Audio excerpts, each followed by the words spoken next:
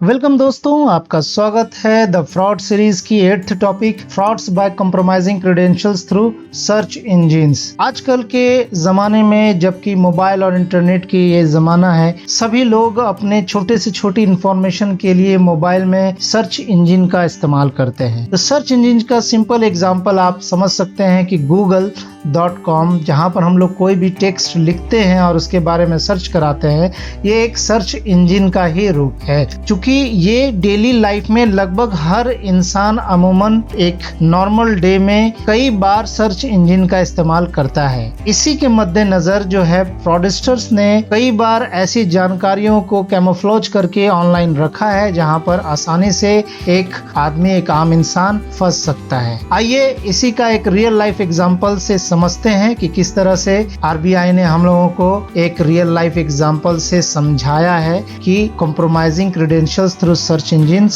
से फ्रॉड किस तरह होता है। आइए देखते हैं और समझते हैं। Frauds by compromising credentials through search engines. Raju is fond of watching cricket and he was very excited about the upcoming cricket match, but as soon as he opened the sports app, he realized that his subscription had expired. Raju को cricket देखने का बहुत ही शौक है। वो बहुत ही चाव से क्रिकेट का मैच देखता है और इसे फॉलो करता है। वो जब क्रिकेट का मैच देखने के लिए बैठता है तो वो देखता है कि उसका स्पोर्ट्स ऐप का सब्सक्रिप्शन जो है खत्म हो गया है, वो एक्सपायर हो गया है। तो फिर वो जल्दी से सोचता है कि इसमें कौन सी बड़ी बात है, मैं तुरंत इसको जो है इंटरनेट पे देखता हूँ कि ये किस तरीके से एक्टिवेट किया जाता है, मैं तुरंत उसको कर लूंगा। Raju thinks what is the big deal, the internet has all the solutions. कौन सी बड़ी बात है, एक्सपायर कर गया है तो तुरंत मैं इसको आसानी से अभी गूगल पे देखता हूँ और इसका सॉल्यूशन कर लेता हूँ। Thinking this, he searched for a way to recharge the sports app on the internet. After searching for a while, he found a phone number for the same. Raju dialed the number immediately. तो यही सोचते हुए उसने अपने mobile पे, अपने computer पे, Google पे सर्च किया, किसी सर्च इंजन पे सर्च किया और बहुत ढूंढने के बाद उसको एक ऐसा मोबाइल नंबर मिला जहां से उसे रिचार्ज करने का ऑप्शन बता रहा होता है। फिर राजू उस नंबर पे फोन करता है। Raju, hello, I want to recharge my sports account. Fraudster, which plan do you need? Raju, I want a 3-month plan। तो राजू बोलता है, सर मुझे अपने स्पोर्ट्स ऐप का रिचार्ज कराना है, उसका सब्सक्रिप्शन एक्टिवेट कराना है। तो फ्रॉडस्टर जैसे बोलता है कि सर आपको कौन सा प्लान लेना है? राजू बोलता है मुझे 3 मंथ का प्लान लेना है। फिर देखते हैं आगे। फ्रॉडस्टर बोलता है, you will get the payment link on your phone, please click and make the payment. आपको सर अभी एक पेमेंट लिंक आएगा, आप उस पर क्लिक करें और पेमेंट करें। Raju, yes I got the payment link, I will pay the amount now. तो उसे तुरंत एक लिंक मिल जाता है और राजू कहता है कि ठीक है, मैं इसे पेमेंट करता हूँ। Raju received an SMS stating that 40,000 was debited from his account. Raju clicked on the link और जैसे ही उसने उस लिंक पे क्लिक किया, Raju received an SMS stating that the 40,000 was debited from his account. तो उसे एक SMS प्राप्त होता है जिसमें 40,000 कटने का अलर्ट उसमें बताया जाता है। Instead of paying 1,000 to sports app, Raju ended up transferring ₹40,000 to the fraudster. जहां उसको 1,000 रुपए का पे करना था स्पोर्ट्स ऐप्स के लिए, लेकिन वो लास्ट में 40,000 रुपया फ्रॉडस्टर को पेमेंट कर करके अपना नुकसान करवा बैठता है। इस तरह हमने देखा कि एक रियल लाइफ में फ्रॉडस्टर्स के द्वारा हम लोगों के साथ सर्च इंजन पे जो है क्रेडेंशियल्स को कॉम्प्रोमाइज कर हम लोगों के साथ फ्रॉड किया जाता है। अब समझते हैं कि frauds by compromising credentials through search engines काम कैसे करता है, किस तरीके से फ्रॉडस्टर आसानी से हम लोगों को फ्रॉड का शिकार बनाते हैं। अक्सर ऐसा देखा जाता है कि हम लोग कोई भी चीज का इंफॉर्मेशन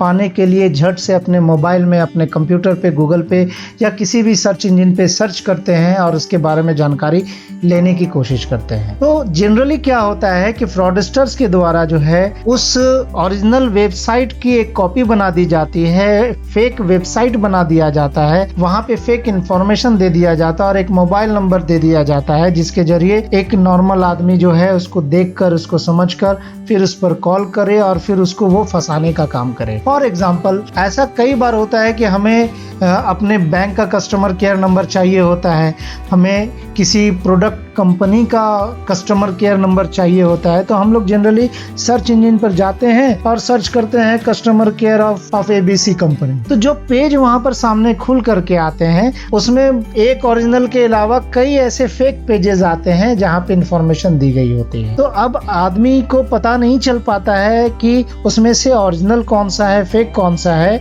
तो फिर वो क्या करता है, उस फेक वेबसाइट पे क्लिक करता है और फिर वहां पर जो इंफॉर्मेशन मिलती है उसी के अकॉर्डिंग वो काम करता है और वो फ्रॉडस्टर के झांसे में आकर अपना नुकसान करा बैठा है। तो जनरली ये इसी तरीके से काम करता है कि हम लोगों को फेक वेबसाइट्स का लिंक दे करके, फेक वेबसाइट्स का झांसा देकर हम लोगों को उस पहले से डिजाइन किए गए वेबसाइट जहां पर कोई आम आदमी आए, उसे पढ़े और उसके बाद उसमें वो झांसे में आ करके अपना फ्रॉड करवा जाए, इसी तरीके से ये काम करता है। अब समझते हैं RBI के द्वारा इस संबंध में क्या डूज एंड डोंट्स बताए गए हैं और हम लोग इससे किस तरह से बच सकते हैं। Do's: always obtain the contact detail, customer service number etcetera from the official websites of the service provider only. कभी भी आपको किसी भी तरह की जानकारी अगर चाहिए हो तो आपको कोशिश करना चाहिए कि इंटरनेट पे इसका जो ऑफिशियल वेबसाइट है, जो उस कंपनी के द्वारा जो ऑफिशियल जो ओरिजिनल वेबसाइट दिया गया है और उन पर जो भी इंफॉर्मेशन दी गई है, आप उसी का इस्तेमाल करने की कोशिश करें।